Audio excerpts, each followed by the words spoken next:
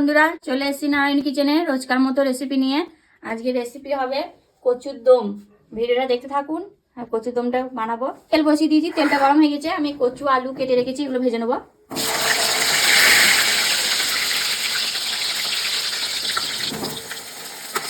আলুগুলো লাল লাল করে ভাজা হয়ে গেছে, এগুলো সব তুলে নেবো। পেঁয়াজগুলো দিয়ে দেবো, টমেটো দিয়ে দেবো। এখানে একটা তেজপাতা আমি দু অর্ধেক করে দিয়েছি, এটা দেখানো হয়নি। পেঁয়াজগুলো সব ভাজা হয়ে গেছে।